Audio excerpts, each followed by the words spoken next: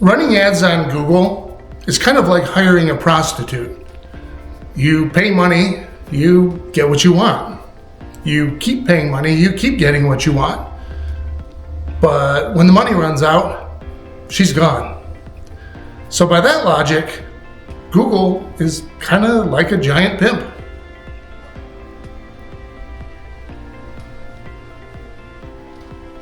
Maybe write that down, but use pencil so you can erase it later.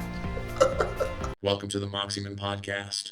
Hey, what's up? Welcome back to the channel. Today in the studio, I have Steve Wiltz, who is my spirit animal. He gets paid to create funny shit and post it on the internet. Steve, what's up, man? Thanks for being here. Good to be here. In person is nice. Like these are a lot better than the Zoom ones. So 100%. What are those usually like for you? Are they boring or are they pretty engaging? What are they typically like? they just don't feel the same. You know what I mean? You're talking to a screen. And I got real sick of Zoom real fast when I was in banking, and we went through COVID.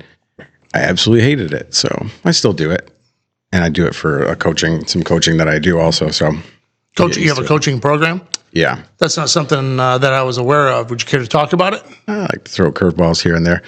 Yeah, I mean, I'm developing the program. It's still not fully complete, but really, it's going to focus on probably guys our age, 35 to 55, 65. I don't know. They're just kind of stuck in that middle. It's going to be called middle ground, battleground. And because I find myself in there sometimes, the difference from where you are and to where you want to be. And I've been working really closely with a good psychologist friend of mine, and going down the path of her program, and then kind of tweaking it, making it my own into something that's geared towards, a different demographic. I get a lot of messages from people that I just aren't in great headspaces. And I think with all the distractions and everything we have right now, might not be a bad little, value add for people. Gives me a different way to be influential, I guess. So what are you thinking? You're going to sell packages, or you're going to have in-person like meetups and workshops? I don't think I'm going to do in-persons. No? People are weird. And that's not all people. But yeah, I'm accessible as it is right now, but I think what I'll end up probably doing is having a couple different levels of, you can just take the digital course piece of it, and I'll have video with it and that sort of thing. You can work yourself through it. But the thing is with that is people just won't do it. Mm-hmm. You know what I mean? If you're not hand holding or they're not being held accountable, people just don't do the work. So the other part will be, a weekly hour and a half get together where we go through, some of the work for that week and recap kind of what we're going down, like what path we're going down that week. And I think that'll have better influence and a lot better effect on people. Because like I said, if someone's not holding their hand to the fire, most people aren't motivated enough to actually do that self-work to get anywhere. Do you have a price point in mind? Not right now. I don't. Some of those programs you find are pretty expensive. Mm-hmm. And it'll just depend on the length. I'll probably offer different lengths of how long the program might be. One might be like a 90-day turnaround, a 90-day battle or whatever. And there might be a 120-day battle or whatever, 180. I don't know. I don't know all the specifics on it yet. I juggle a lot of things and I have a lot of irons in the fire. And this is just another one that I've been working on for 5-6 months. And I don't have all the details ironed out yet. Well, there's never a shortage of ideas. I think we talked about when you were here off camera. There's never a shortage of ideas. I'm glad to hear you're doing that. Will it have anything to do with coaching in terms of content creation? Are people looking to accomplish what you have? That is an idea that I have. It won't be included necessarily in this program. This will be more focused around, the mental health and, just the daily grind, the daily battle. I feel like a lot of men especially are stuck in that rut. You get up, you go to work, you come home, you eat dinner, you do this, you sit on your phone for 2 hours, and then you crash. And they lack purpose and meaning behind that. And a lot of people need help finding that, just a little guidance. So content creation side of things, like I said, I've had it as an idea. Like I might start sharing some more of that just online right now with the content we have. As maybe not a teaser, but just maybe another reason to click that button and follow along and create engagement for the crowd we have already. What do you hope men get out of that? A multitude of things, probably. I started listening some stuff out before along those same exact lines, and a lot of it's just we're being pulled in a million directions at all points of time. And I've made a couple of different deeper videos already mixed in with our content right now that explain the reason that we even went to the jokes and stuff and making up funny stuff and being funny with my wife was because I found that it was a lot easier to make people laugh than it is to get them to put in the work and go deep enough within themselves to figure out why they're not happy in the first place. And I think a lot of it is just how much we have on our plates, and that men, women too. Technology is wonderful. It allows us to multitask, but then we multitask way too many things. We've lost that. Let me get lost in the woods and just enjoy the absolute silence. And I think that is hurting us incredibly right now as a society. You think about the news. You know what's going on in California within minutes. Shoot, back before, you had to wait for the paper to come out or whatever. Or maybe you never even heard about it. Or being manipulated all the time too. So it's just a really weird time to be. We hear about everything now in terms of like the media. Like there's somebody gets run over by a car in Alabama, and we hear about that. Right. Where before the internet and before clickbait, we would hear about it if it was worthy enough to make the newspaper, but the newspaper had just a limited amount of space, a limited amount of inches that they could dedicate to content. And so they wanted to make sure that it was the most important and most relevant stuff. And, and then you had like the national news, the 6:30 news on CBS and NBC. If it came from Tom Brokaw, that's about the only source that you would hear about it, or Dan Rather. And now everybody's a Dan Rather and everybody's reporting on everything. And it does get overwhelming. And for me, I try to ignore as much of it as I can, because what am I supposed to do with this information? Yeah, it's sad that this family of 4 got killed, and I'm sad for them, but like, what am I supposed to do with that? I've got my own responsibilities to deal with. Yeah. Yeah, I feel like too, it gives people like an overinflated sense of, I don't want to say self-worth, because that's not the right term, but like what they need to be telling and caring about. Like you get these people that'll be so upset about like 4 people that died in an accident. Okay, well, that's fine. But you focus on all of that way too much, and you miss out on the moment that you're in already right now. And you forget to appreciate what you've got in front of you, because you're being constantly distracted and pulled in 58 directions and have clickbait up the ass. And that it's just not healthy.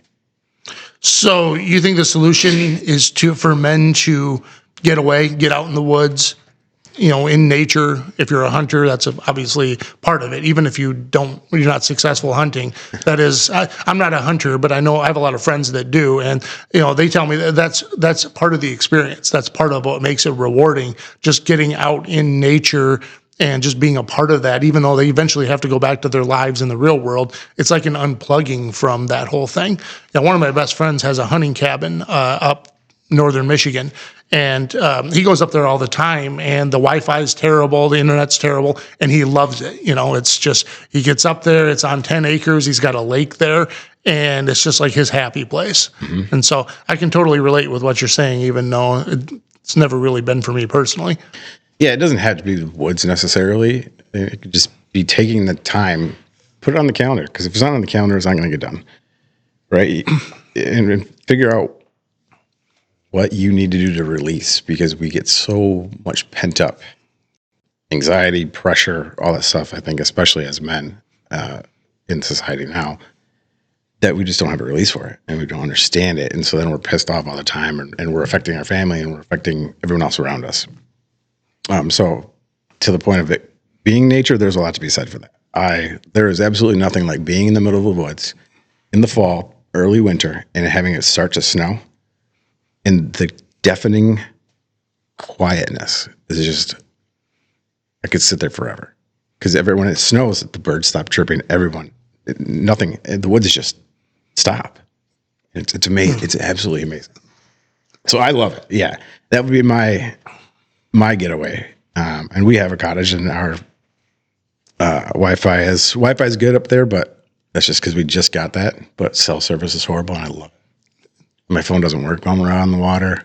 I love it. It's great. Leave me alone. Yeah.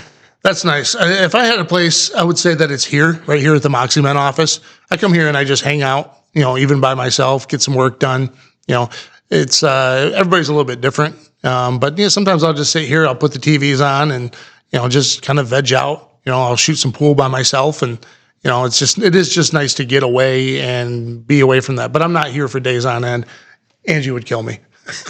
Oh, we have a constant dopamine, factory on our phones, right? Mm-hmm. Like that's what they get you. You scroll. If you're in a crap mood, you can just scroll to another video, and so you're laughing or you're doing something. Being able to just take time to do something like that, just be in a space by yourself. A lot of people just aren't comfortable with that anymore. It's weird. I think we have a culture where our default is to fill the void, and we'll fill it with anything. And I think scrolling is really bad, but there's all sorts of cheap dopamine hits. Arguing with strangers on the internet, or commenting on videos like yours. Where you've told me some of the comments that people leave, and like some people just are not happy no matter what. There's nothing you can do for them. And of course, drugs and alcohol and all those other things. They're all vices. They almost all fall into the same category. So I'm glad to hear that you've got a program in the works, and I'll look forward to checking that out. Yeah, it'll be cool. I think it'll be good. It might still take me a little while to get rolling out, but yeah, I'm looking forward to it. It's what I started on social media doing, was a lot of the mental health content. Do you think you'll be touching on masculinity and that topic in general? Yeah, I think so. There's parts in there about that same thing. Yes. So it's weird because you don't want to cast too wide of a net all the time. I don't necessarily want to work with certain people, I'm sure. And I don't know who those people are yet. Yeah. Right. But I also don't want anybody to be left out. So it's a really weird position to be in. If you start hitting on masculinity and certain types of values, then you're going to scare some people away, which is fine because they're probably people I don't necessarily feel like having good conversations with anyway. But it's to the same point, those people, or people in general, just they have their own story. And it's kind of cool, even if it's a completely opposing view to something that I believe in or I find value in. To me, it's neat just to see what people are thinking and how they think. So, yeah, masculinity would be a big part of it. Long story short. Well, the reason I ask is because Dr. Richard Robot was on a couple of weeks ago, and he talked about how his fastest growing base of patients is young adult men.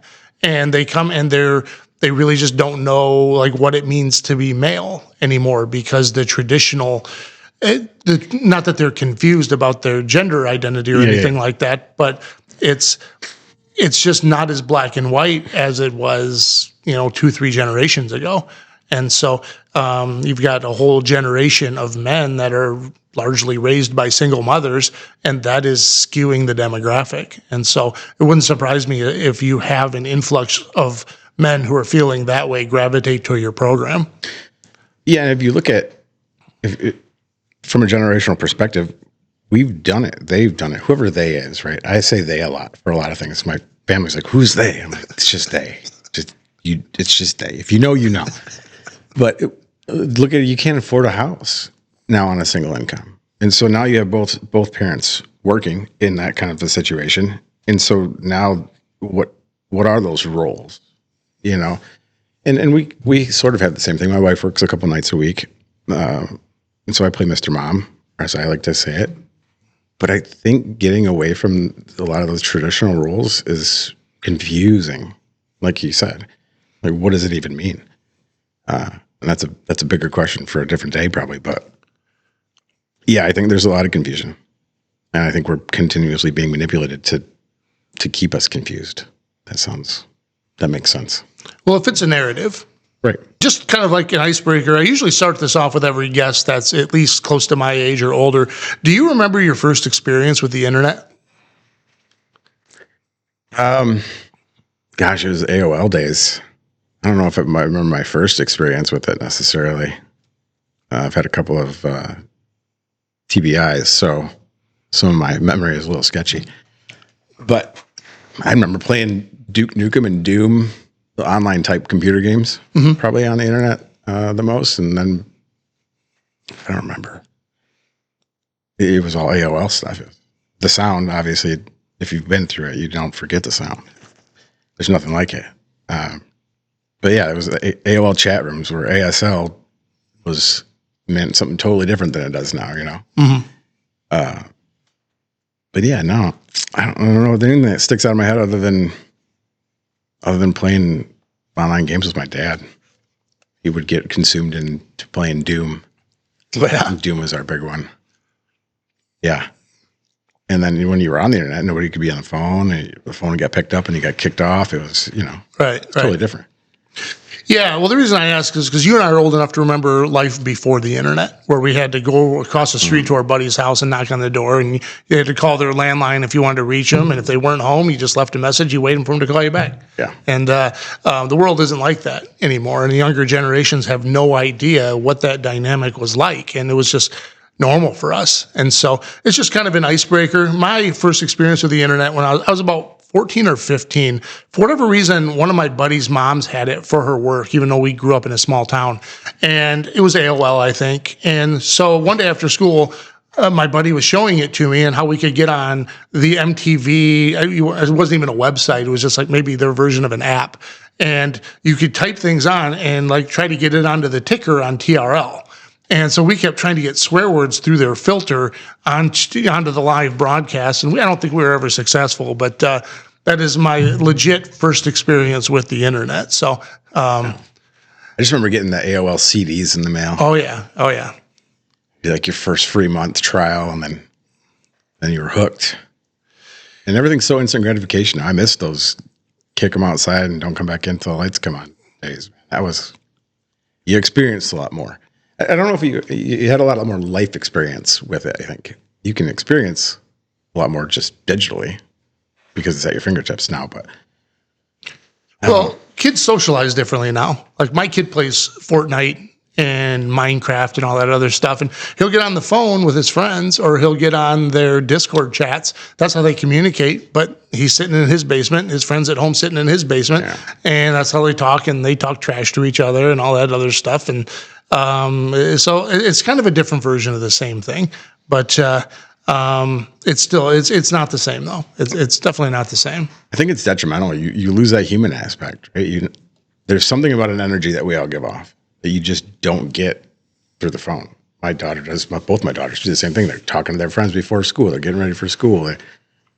They're on a group FaceTime Messenger or whatever. And they're all chatting with each other.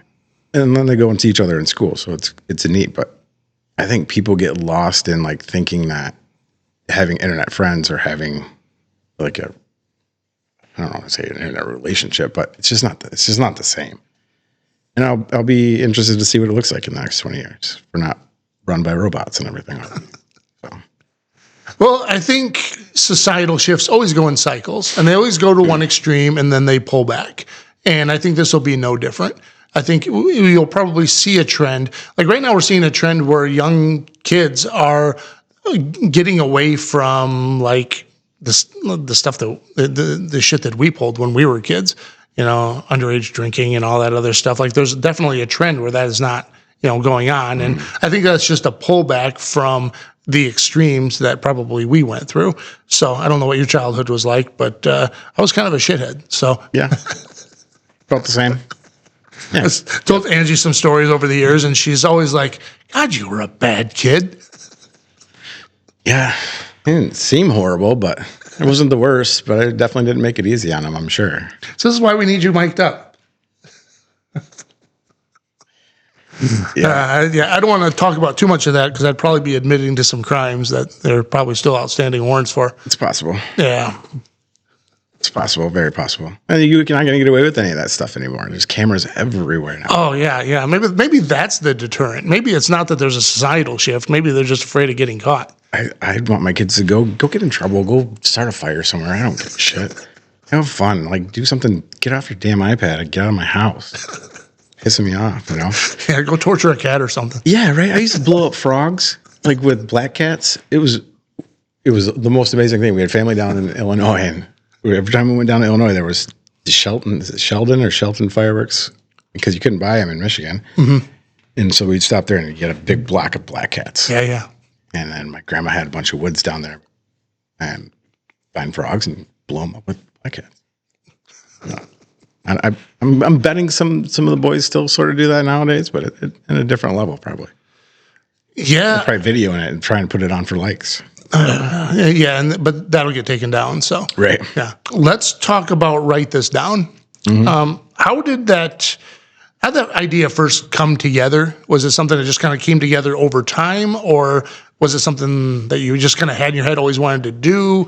And how did Kristen first, react to all of that? Yeah, I have been saying that for years. Yeah. Just like little stupid things. I don't know. Make jokes and that. And I don't remember. I think I remember the first time it came out was, I don't remember, the end of 23 or something like that. We were doing something. I was just kind of changing up the type of content we were doing, because you have to be flexible. You got to flow a little bit.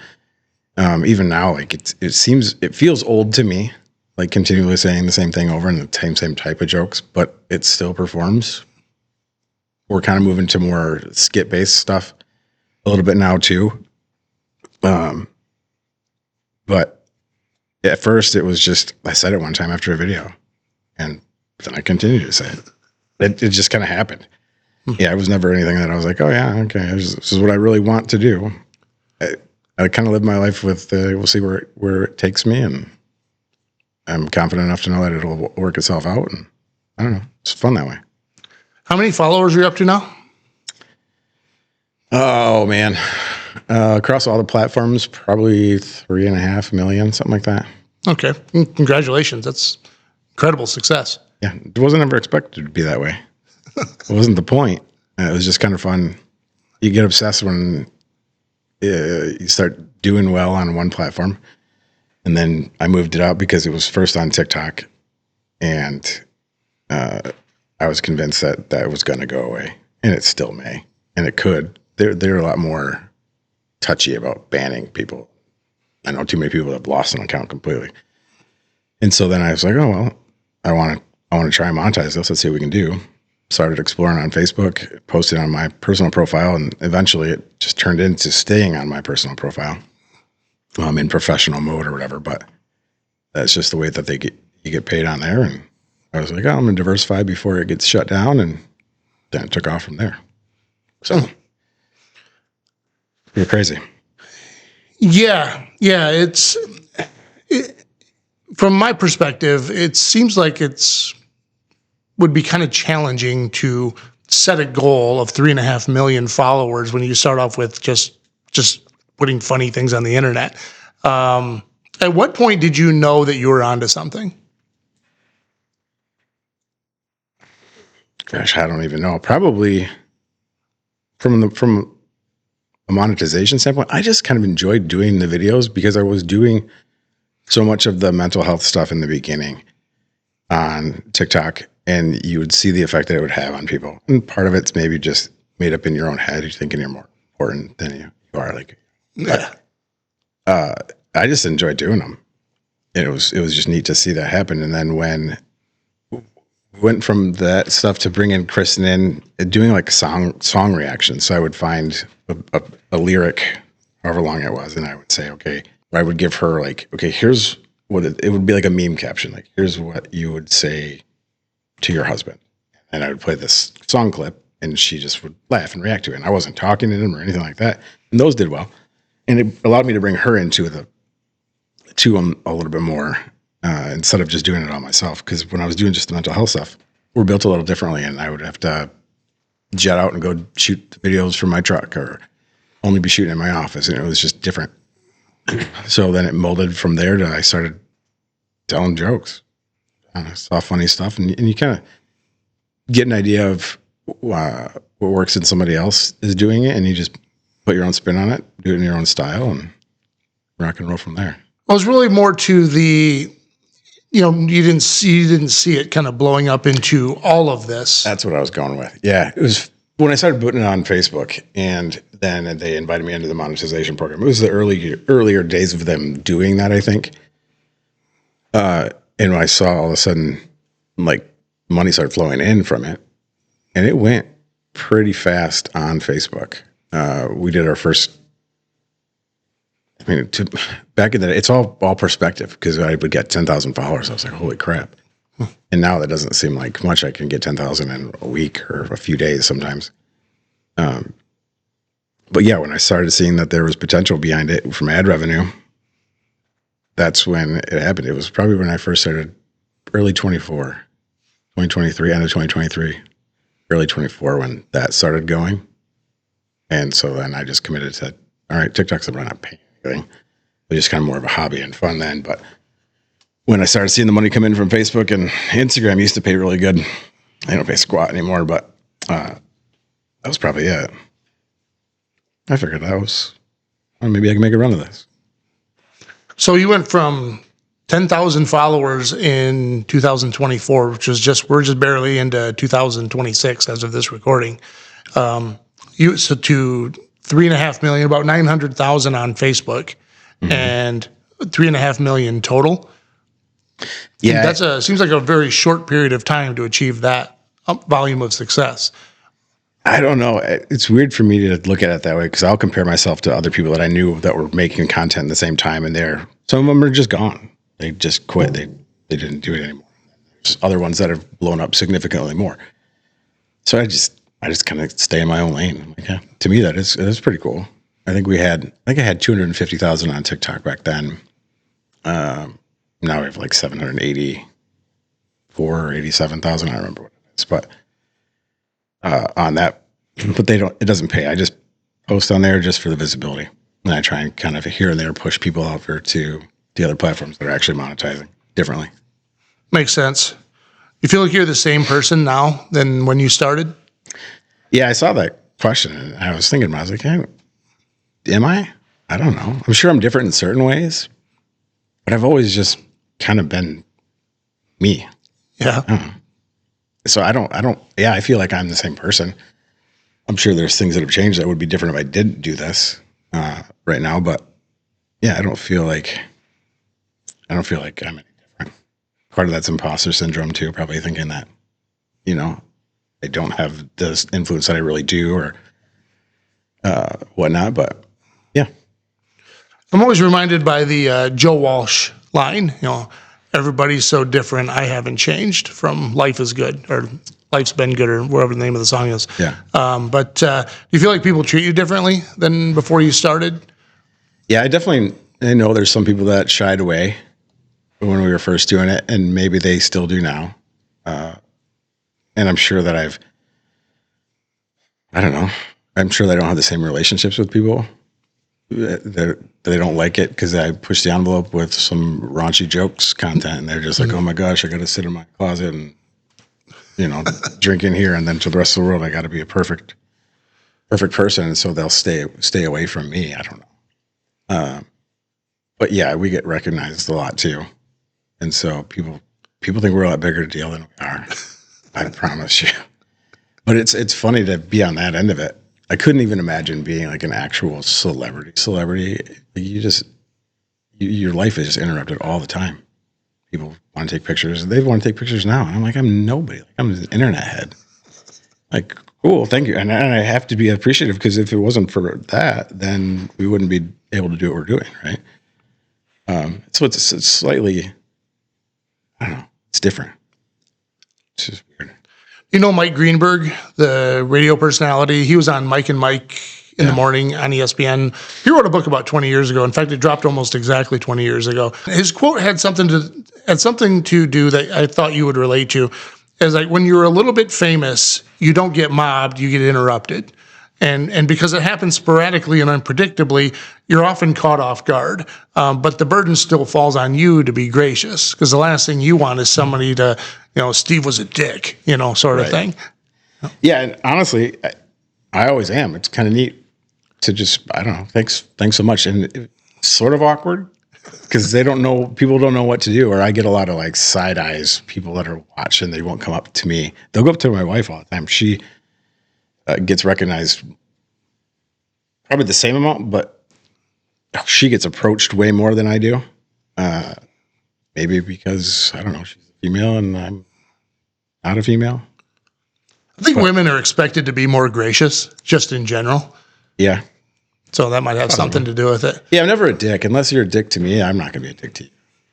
I was in Home Depot the other day and a guy saw me and I caught his eye. And I can always tell when people recognize and then they're like, I think I know that guy. Well, he turned around, comes running back down the thing. He's like, oh my gosh, you're local? I'm like, what are you talking about? Sometimes I mess with people because it's kind of fun. Uh-huh. He's like, aren't you the guy that I see on my reels or my this? I'm like, literally, dude, I have no clue what you're talking about. And then they, kind of gets them off their, unnerves them or whatever. And so then obviously I'll come clean with it.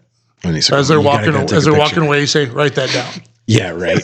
I've had people do that before when they haven't actually said anything. I think they just test the waters to see if I recognize what they're saying and I am that person. I go, hey, write that down. And then sometimes if I just ignore it, then they think that I'm not me. But I never do. I always end up turning around. So, yeah, it is, I guess, what did he say? You're just interrupted. It's not an inconvenience. I got to imagine most people are probably cool about it. Mm-hmm. You probably run into some people that are a little obnoxious or they want more of your time than they're entitled to. I think that's probably the biggest thing. And I'm just kind of like using my imagination here because I'm not in that sandbox. And I don't know if I ever will be. I don't even know if I want to be. I'm like I told you off camera, I'm not really doing this podcast for me. I'm just kind of doing it to get information to people that people might find it valuable. And I think that's the right reason to do it. But we'll see what pans out from this. Yeah. So do you feel a responsibility for how you influence people? Yes and no. I mean, people are going to be people no matter what. I don't know that I see it as a responsibility, as more so as like a privilege. And that's where I think that you're making people laugh. People who would just take it too seriously, too bad, whatever.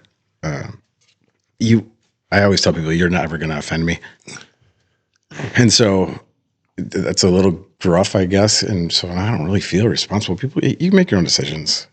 I have zero responsibility to what you take something as or your actions or whatever. I will get messages from people like, oh, that's a horrible post. Like, take that down. I have this trauma. Like, your trauma is not my, I don't have to adjust to your trauma. I'm sorry that you went through that and all that good stuff, but you could just scroll. It's a really neat thing that we can do with our thumbs too. It's just keep going past it. You took 5 minutes to write me this long, stupid message. Do you? You ever think about reading them on camera? No, because yes and no. I've probably done it before, done responses to comments, not necessarily messages. The ones I do post, there was a guy that reached out. I think he's down in Florida. But he was just going through a ton of shit in his head. And those are the ones I usually will respond more to. I don't care about the negative stuff, but this guy just seemed like whatever he was saying tripped something. And we go back and forth. We still stay in touch. I don't know when the last time we messaged was, but just like life advice stuff. He was going through some shit and I was talking to him back and forth. Pretty in-depth conversation for it. But I feel like if I don't like putting people on blast. Like, it's just, what's the point? Unless you do something to my family or my kids, or I really got to put you on blast, then I'm probably not going to do it. Do you ever see the segment on the Tonight Show where celebrities get on there and they read mean tweets? Yeah, that was a while back, though. Yeah, there's been several segments, but I haven't seen anything recently. Yeah, I haven't either. I don't watch much TV, but every once in a while it crosses my radar. That might be an idea. Mean tweets are funny. It's kind of fun to highlight some of the people. I try and stay out of the comments, but when I do go in there, they'll say something mean, and I'll just come back with something super nice or backhanded, passive aggressive, just because it's kind of fun sometimes. Sometimes I can't help myself. Yeah, I know it's a poor use of time, but I still do it. I try not to waste my time on it, but might as well here and there. But then I gave them what they want. They wanted the attention. They wanted it, and I got it. Yeah, So exactly. I think of it that way. I'm like, yeah, I'm not going to give them that, but whatever. So one of the things that you talked about, you actually talked about a lot of things. Like my wheels were left turning the last time you were here and the last time we had a conversation. One of the things that you said that surprised me the most had to do with other creators either imitating your style or doing something very similar. And you discussed how that was good for everybody. Would you care to expand on that?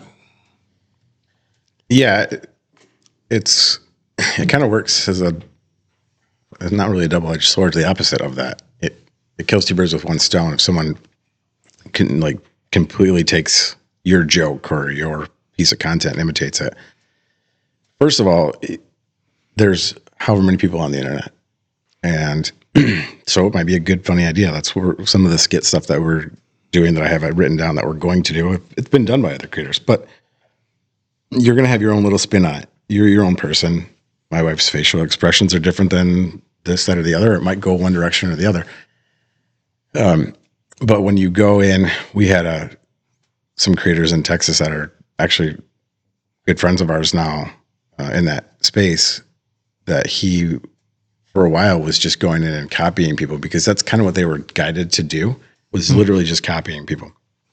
And so he would take a joke that I came up with, and a lot of my stuff is along the same lines, but I come up with it myself. It doesn't stop.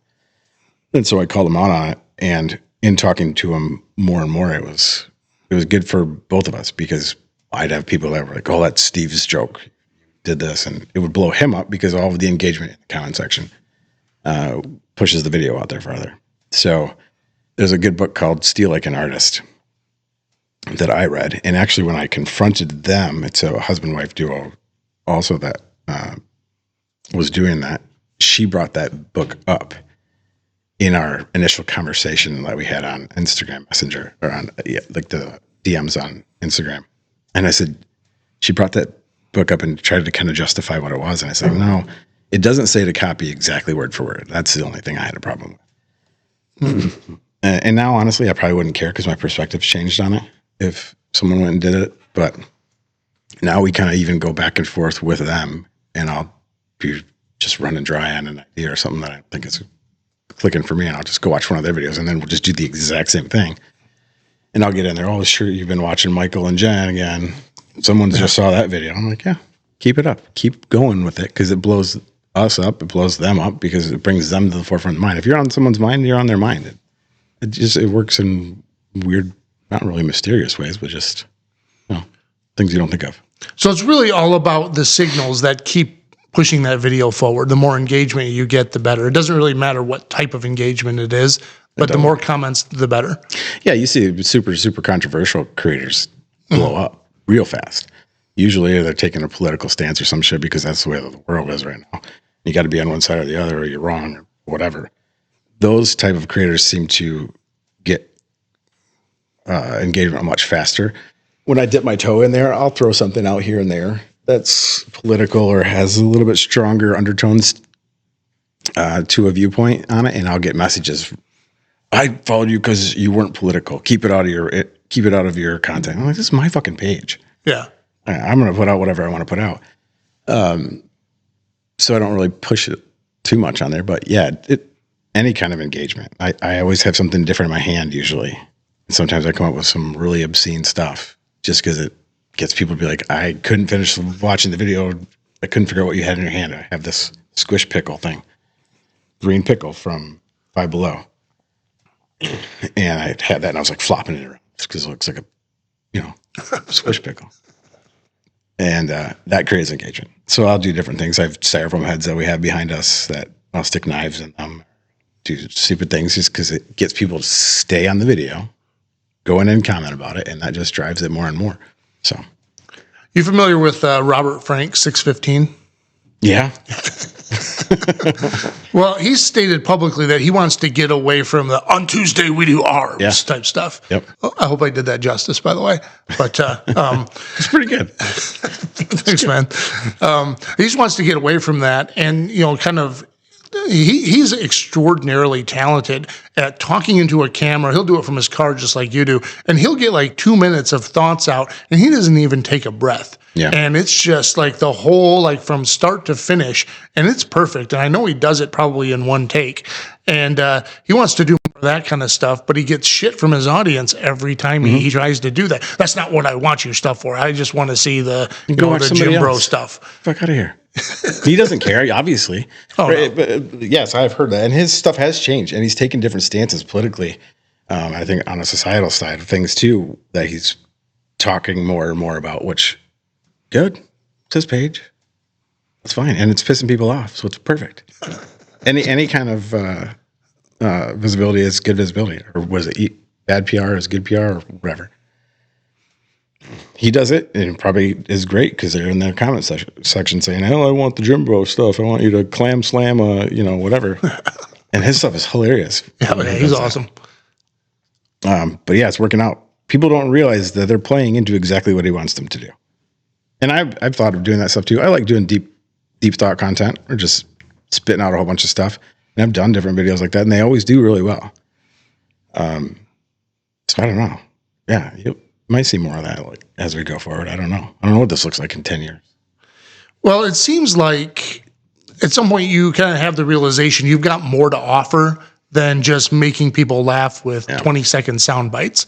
Even though that's what hooks people in, it's still, my theory is that people get on social media to waste time. And that's primarily what they're there to do. And it's why I never got into social media marketing to speak of. I'm far more, adept at SEO, which is more about, casting a wider net and, taking advantage of the natural demand that's already out there. You talk about developing relationships with like Mike and Jen down in Texas and other people. Who else have you made friends with? Because there's a lot of people that do what you do. And the more of your content that I consume, the more the algorithm shows me. Yep. And so I've seen all sorts of them. Are you familiar? There's one that Angie likes. It's Tara and Brian. Ball. I don't know their last name. Tara and Brian Ball. It's inappropriate or Something, appropriately inappropriate. They have a podcast they've started. Yes. I love them. Yeah. And sometimes I go into her, will pick up one-liners and try and curb a joke off of that. Like she had one really good one about putting up a railing on a staircase, and I'm trying to work it into somehow a good railing. That's got to be a joke. There's a joke in there, right? Like a wife is like a staircase, like better when you got a good railing or something. I just haven't put it together yet. But we were on a podcast with them. Oh, really? We did an hour and a half with them. And it was cool. It was last year in like March. And they're funny because we hit on all of the stuff like, hey, we both have kids and what are your kids going to think or whatever, And she can be really raunchy, but she's just funny. Mm-hmm. Yeah, I love them. He's kind of a higher up guy in like the corporate world. He does. I can't remember what it is, but yeah, they're hilarious. He's got his emotional support hat and everything. Yeah, Becky B Social is another one. I actually just reached out to her last week because we've kind of followed each other and on the different platforms. And one thing I like to do is like just touch base with like, what's monetizing good for you? Like there's a lot to be said for masterminding. You don't have to go about it yourself.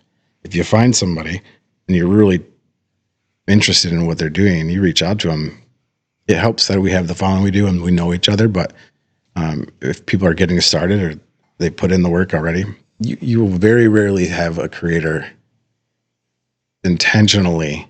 And I say intentionally because we get a ton of messages and I don't see all of them. But ignore you because if I see someone putting in the work and being genuinely interested in it, the space is huge. People think, oh, you can't do the same thing. You're doing husband-wife humor and skits. I'm like, yeah, no shit. Everybody likes that, or not everybody, but there's a lot of people and everybody does it their own way. It's a little different. So yeah, Becky B Social is funny. I was talking to her the other day.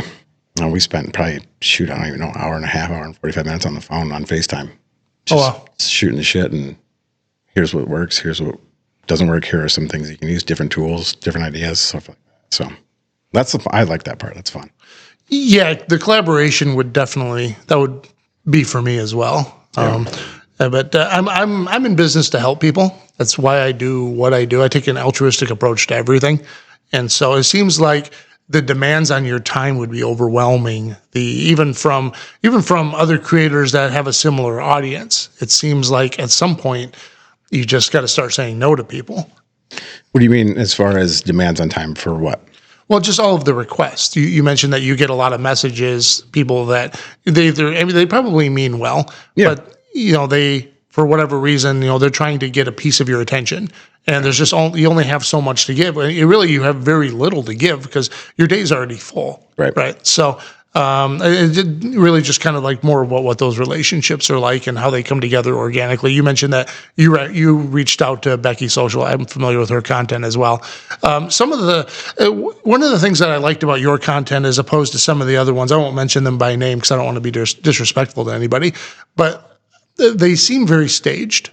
Especially like it's like it just seems like this isn't their first take. Like they got this perfect, and that's where it kind of loses me, and but yours has never seemed that way. In fact, I saw your outtakes that you posted where you trip over a word or something, and you got to restart over. But she hasn't heard the punchline yet, so that part's real. That's the beauty of it. Sometimes when I'm really struggling to come up with new stuff or just not in the mood, that's one thing. If you're not in the mood to shoot, you still got to shoot. And it eventually makes me laugh, and then so you get in a better mood that way. But she doesn't know what's coming.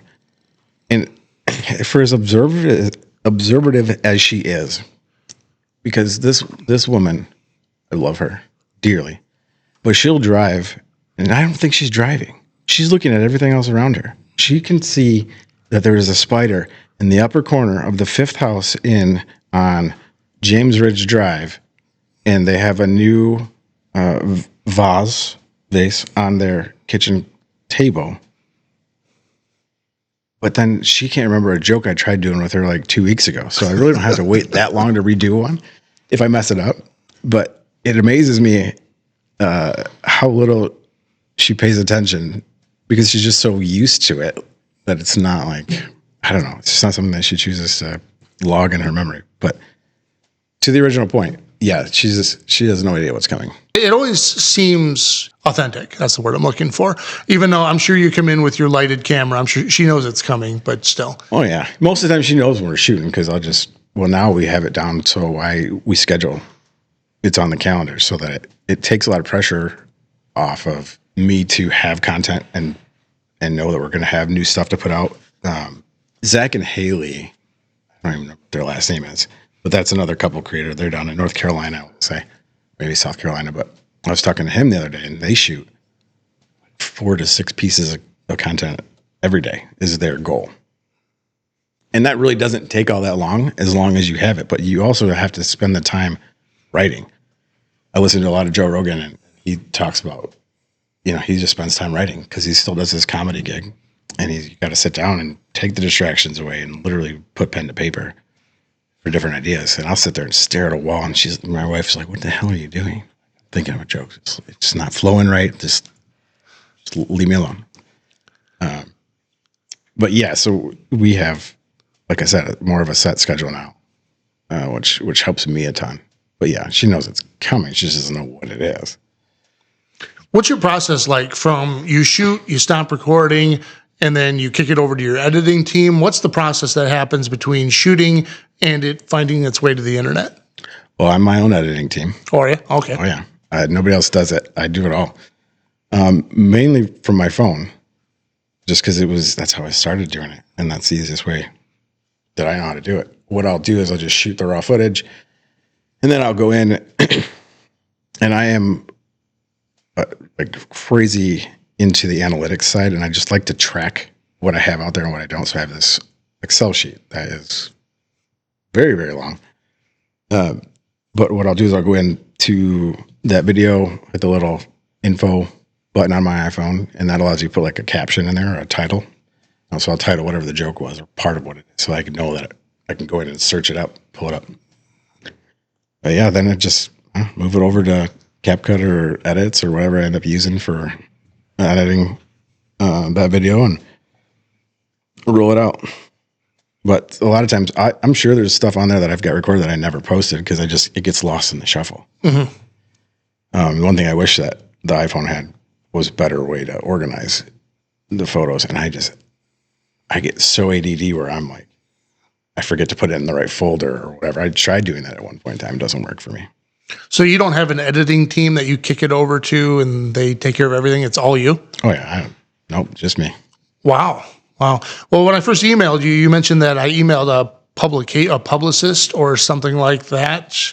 How does that fit into your operation? We have a talent agency group that handles some of the collaboration stuff.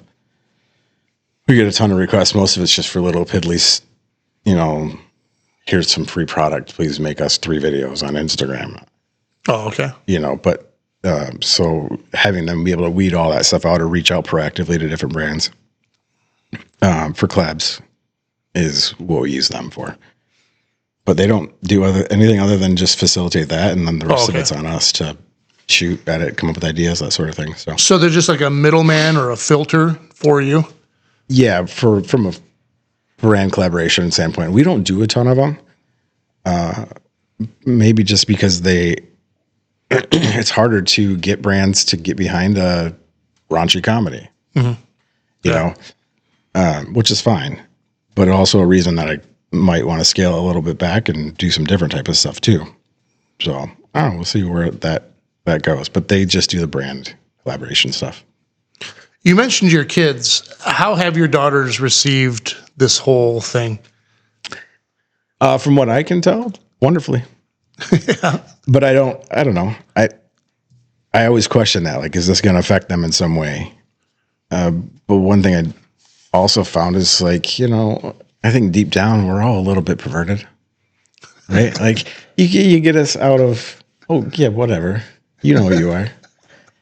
People just deny it because they think they got to put on this front. And that's one thing that I've kind of prided myself on is just saying, you know what, fuck it, I really don't care. You can like it, you can not like it. I really just don't care. Because I know you're saying this shit to your wife at home or you're sending her the videos, And so we haven't had anything negative from them. I keep them out of content. I think every once in a while I'll do a piece with my younger one. My older one actually did one about like bringing the cups out of her room. That was the first thing she'd done in a while. They used to, when they were a little younger, they weren't as aware of it probably, and so they would go on lives with me. So I've got some good content that's funny from my daughter. She was 2 or 3 years younger that I use here and there, and people like that stuff. But I keep them out of it for the most part. But they haven't really had. My one daughter gives me some pushback. I don't watch your videos, but then she'll be like, "I didn't like that one you said." That one you said the other day, or I have this Fisher Price bouncing DJ thing that I bought that I made say like, "Oh yeah, daddy," or something like that. And she hated that I had it say that. And she'll say she's embarrassed. I honestly don't think they care all that much.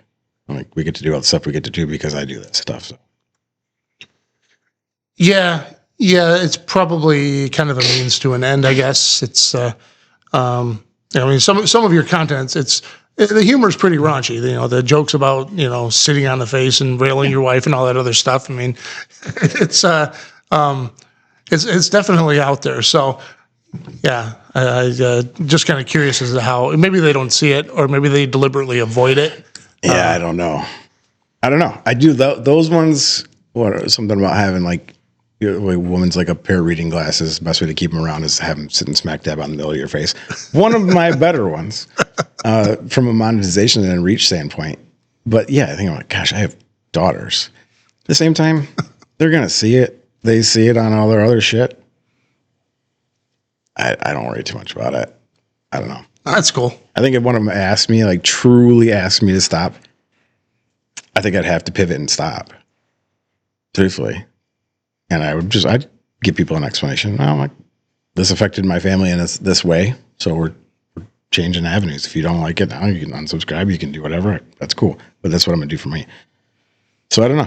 They haven't asked me to do that yet. So it seems hard to imagine that they would, unless they were embarrassed by it in some way. Well, the fact that they're embarrassed doesn't necessarily have a whole lot of weight to it either. You could be embarrassed.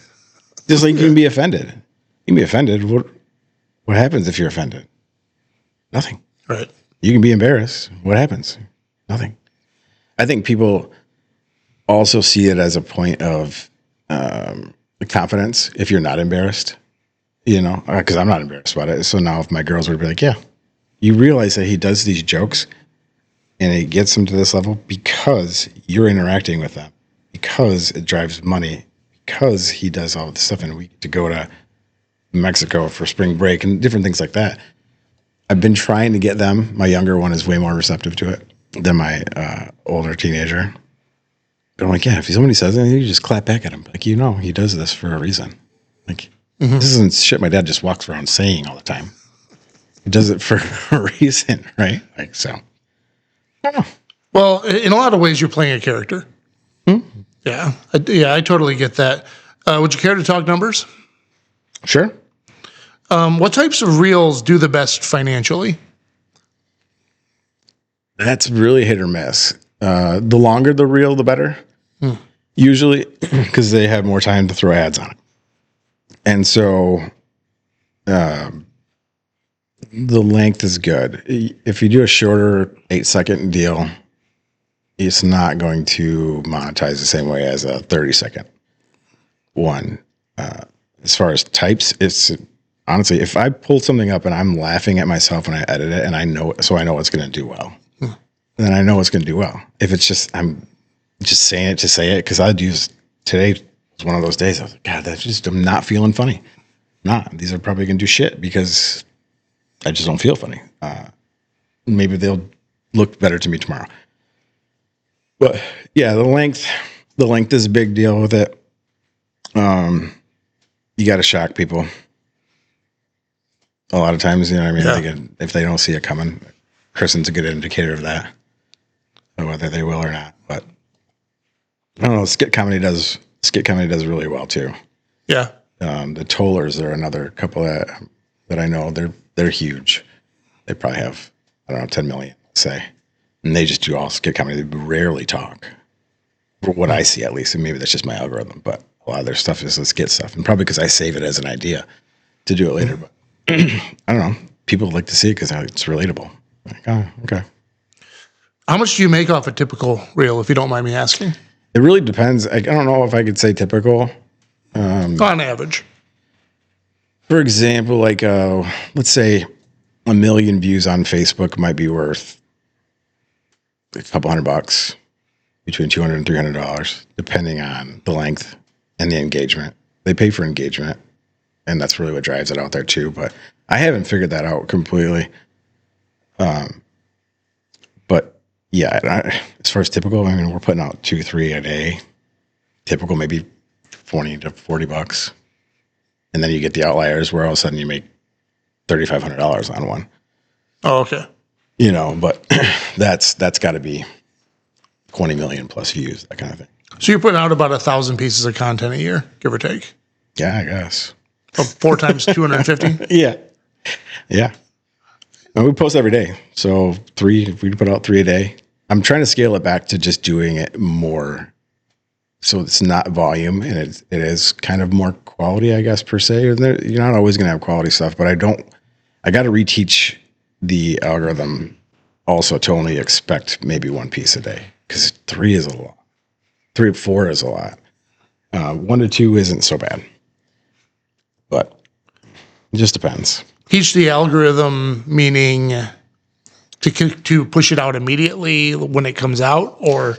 Yeah, everybody has their own theories on when stuff gets pushed out, or if you post in the morning, Instagram will push it out at 6 when all of your followers are active, and that's where you're getting. And it's not always necessarily the case, I've noticed, on just watching stuff perform. Certain ones, if it takes off in the first hour, it's going to go. You're looking at 5 to 10 million. Usually if it shoots up to 100,000 in the first hour. But posting at different times, it also has an effect on it, which is what I mean by reteaching the algorithm, because the platforms want to know that you're putting stuff out consistently. Like, do not delete videos off of Facebook. Do not ever delete a reel. It could be complete horseshit. totally messed up. I've done stuff where I've had captions from the previous video and I forgot to recaption it. So what I'm saying doesn't match up at all whatsoever with the caption that's going through there. And I notice it after I post it, it's got to stay there. One, it'll do well because, and they don't do great, but it'll do okay because people are like, this is not what you're saying. You know, someone's got to comment on it. But the different platforms respond differently. So I usually will post between 11 and 12 and then probably wait till 4, 5, 6 at night. Sometimes I'll try one that's at 11 because that's how we got started. We always shot at night. And so I'd post stuff between 11 and 12 at night. And those will not take off right away. There's just not enough people that hit the algorithm. But then the next morning or that next day, you have like a day lag when the videos start to actually do well. So that's what I mean about reteaching the algorithm. It's just when to expect the content and how good it's going to be. There's a lot of stuff that goes on behind the scenes that I'm not even close to knowing about. But it sounds like consistency matters a lot. So what happens if you delete a video? Your next 5 days to 10 days will be absolute dog shit. Really? You can put out some of the best content you've ever done, and it just will not get pushed. I've done it. I think I only did it once. I was going to say twice, but I think I did it one time on Facebook, deleted a reel, and I mentioned that I did it to Jen or Michael. And they're like, do not do that. And I was like, I always wondered if that was a thing because I had never deleted off of there. I'd heard that kind of before, and it just squashed everything I had for at least 7 to 8 days, I think it was at that point in time. It's weird. It's just, they think you're not leaving it up there. You're not being consistent. What about a video that's like a year old? Don't know. Never tried it. Okay. Not worth it. Okay. I don't want to mess it up. And so I think that's part of that. But as far as deleting it, I would just repost it. Usually the platforms forget you. Facebook's usually about 60 days that it'll forget that you posted a piece. We went really hard in October, November, and December. And I was posting stuff from reposting some June, some July, here and there in October. So, 3 months and it forgets it. YouTube, just 6-month-old content, just reposting it? Yeah. Leaving the old one, the original one in place? Yeah. Yeah, because if you get 6 million views on something, there's 400 million people that didn't see it. And so usually the algorithm won't put it back out to the same people necessarily as it did the first time. And I've had really good luck with that. It always dwindles. I've noticed because I track that on my Excel sheet. Video will do 10 million and I could put it back up and it might do 6. And then the third time it might go down to 2. I've never posted it 4. I think I actually did once or twice. I noticed it just didn't do anything. So it does track it to a point, but it forgets that you posted it to a point after 60 to, well, YouTube's different. YouTube is more like a 6-month kind of period is what I've noticed. If you repost stuff too soon there, it just sits. It just won't get pushed out at all. So it depends. Interesting. So yeah, that's different from my world where duplicate content in the SEO world's a bad thing. So you can say the same thing different ways, but it can't be the exact same piece. So well, that is something I will do. I'll just mirror a video too to change it up, or I'll change the color of the captions or style of the captions that I use. People I try and pay attention to that sort of stuff, like which ones do really well as far as the caption color, kind of make you pay attention to it being aesthetically pleasing too. It makes a difference, oddly enough. But if I change it up, then it might do the same as it did before. If it did 6 million, I really need something to pop off, because once you get something to pop off, then your other stuff kind of gets fed out to new people, and it might go too. So I'll change the caption color, caption style, or I'll zoom the video in a little bit, or I'll just tilt it, or something different just to throw off the AI bots that are tracking your stuff to make sure you're not just repurposing crap. interesting. Well, where are we at time-wise? 105? Oh, shit. Okay. Yeah, I got 51 minutes here, so I was off by 14 minutes. So we can wrap this up pretty quick. Just got a couple more questions. What advice would you have for somebody starting off that wants to get to where you're at? They want to, regardless of what it is, whether it's funny stuff, whether it's intelligent stuff, whether it's controversial, political, what advice would you dispense? You touched on it earlier, and I say this is my favorite word. My family hates it, but it's consistency. You got to do it when you don't want to do it. You got to continue to post, even if it's old stuff, and you got to go into that because you just aren't feeling it. You got to be consistent with it, or it'll forget you because somebody else is being more consistent and putting out more content, and the ads go right on their stuff. And that's where you get the majority of all of your revenue on your content is from the ad spend on it. But you got to be, and you also have to. I would say people put too much importance on what somebody else thinks, or they think somebody else thinks of them more than they do. So people are embarrassed to make a video because they think they're going to look stupid or whatever. And in all reality, people look at it and they're like, holy cow, you got the balls to do that. And they admire it more than they think you're stupid. And who gives a shit if they do? It takes a certain level of confidence on camera to put out a ton of content. Yeah, one of my favorite expressions is if they don't love you, they don't matter. Yeah. And but it's easier said than done. Especially when I run a consulting business, and so I can't be making dick and fart jokes too much, or else I'm going to be perceived as in poor judgment. Having a raunchy sense of humor is one thing, but being perceived as in poor judgment, that's going to erode my trust factor. And so that's one of my personal biggest trepidations. But if you were me, knowing what you know now after a couple of conversations, what advice would you dispense, if you don't mind? To you in what you do? I would say make dick jokes. But it's risky. But look at Gary Vee. Mm-hmm. The guy says the F word more than I do, which is hard to do. I haven't done it as much on this necessarily, but that guy, he doesn't give a shit. And that's the beauty of it. Like I said, just ruffling feathers in general. Well, it would depend, though. You'd probably lose some clients, but you'd gain other ones. I've always said that. Like I'm going to gain more than I'm going to lose, and it is what it is. And I want my content to go to the people I want my content to go to. So it depends on who you want to work with. It's a chicken or the egg argument. Gary Vee can get away with that because he's been established for 20 years. Yeah, but he was doing it way in the beginning, too, and that was part of the draw to him, I think, for a lot of people. And that's how he really took off to a point. Was like he just didn't give a shit. And he spoke just truth out of it. It was like, hey, you're going to fucking fail, or you're going to do great, or change this, or I just don't give a shit. This is what I'm going to do.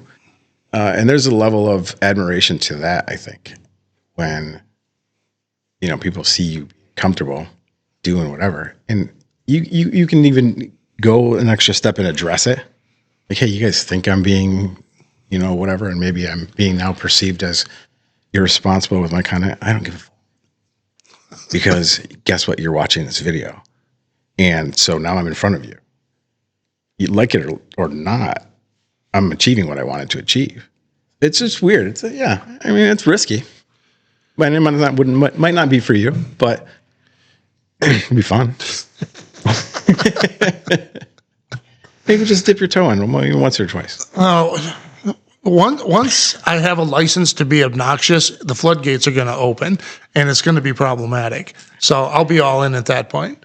I think there's a healthy enough amount of companies that would be fine with it, but you're casting all of a sudden now a much smaller net. But that might be a really profitable net, right? So I don't know. I'm not good at giving advice. I like to piss people off. It's kind of fun. Yeah, I'm not trying to upset anybody. And if somebody doesn't like what I say because of the substance of what I say, or if they don't like the style, but the substance is still there, there's nothing I can do for them anyway. And I don't really care. Those aren't the people that I'm concerned about. It's the people that perceive it as in poor judgment to whatever it happens to be. But, so I'd have to maintain some type of filter, I think. And I do too. There's certain things I don't touch. So I can agree with that to a certain point. But I mean, you buy a black truck, they're going to say you should have bought a red one. If you go and eat steak all the time. I do carnivore. They're going to say I should be a vegan. I should eat this. Or I shouldn't do this, that, or the other. Whatever you do, someone's going to have an opposing thing to it. At the end of the day, for me, it's like, you know what? I'm never going to make everybody happy. So I'm just going to do whatever the fuck I want to in the first place and roll with it. On that note, Steve Wiltz, thank you so much for coming on. I appreciate you.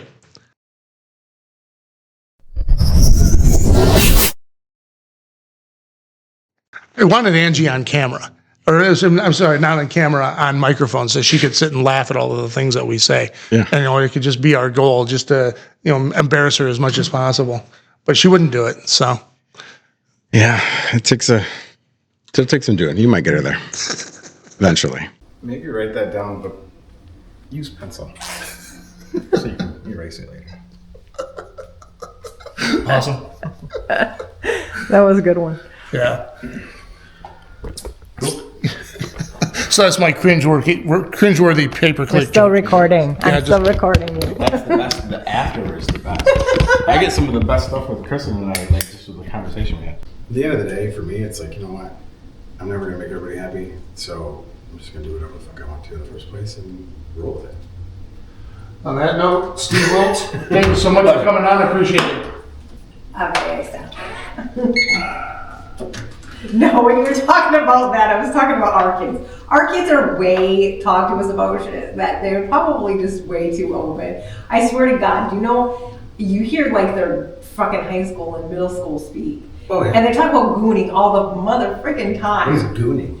Masturbation. Nice! And so I'm literally like, and so all he did is like, what's dad doing? I'm like, he's in his house. Is he gooning? Like what the hell? I don't know, I'm gonna have to pull out. Our kids are 15 and 12, almost 13. Yeah, But yeah. mine's 14 and 11. My 11-year-old walks around.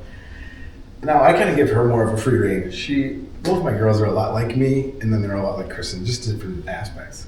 And I told my 14-year-old, I was like, if you swear, there's something to be said about knowing when and where. Mm-hmm. And if you're going to go see some super important guy, you might not want to lead with that. But you can swear on it, just use it in the right context. So my 11-year-old was taking this to heart. And Oh no. so what the fuck? Have you seen Free Bird? I have, Bert Kreischer. Bert Kreischer. It's a mini-series on Netflix, 6 episodes long. No. Dude, you gotta watch it. It's hilarious.